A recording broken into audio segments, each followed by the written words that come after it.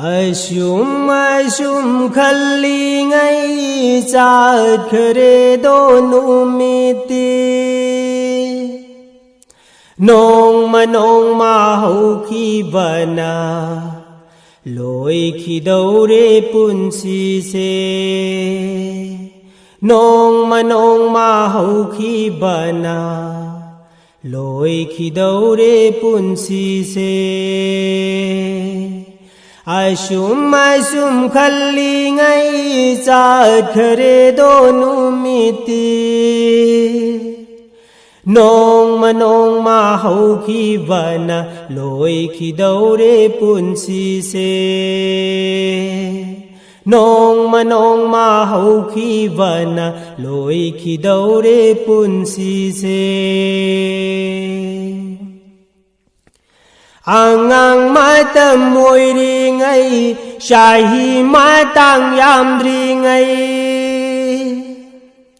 Ang mata môi ri ngay shahi matang yam ri ngay wa khăn lâu sinh phai ri ngay thao wai hak chang kalli ngay Hashar ki maidan lamdam da puna bacheng je lang hau si loi khi đâu re pun si se loi khi đâu re pun si se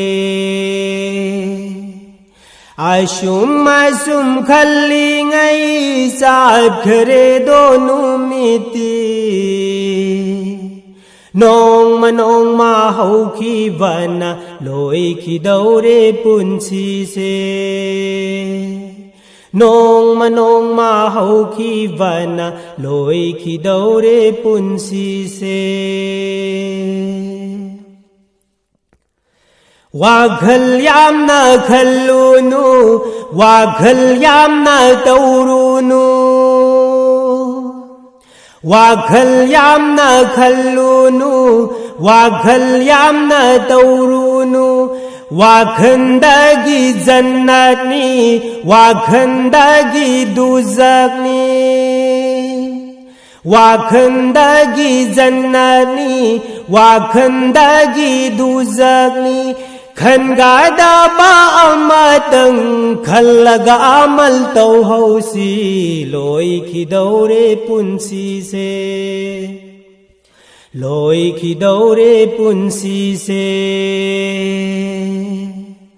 na khoi ai khoi pum na mak na wa da wa re tau ram laga lakhi bani ko dunya da Na khoi ai khoi pum na mak na wa da wa re tau ram laga lakhi bani ko dunya da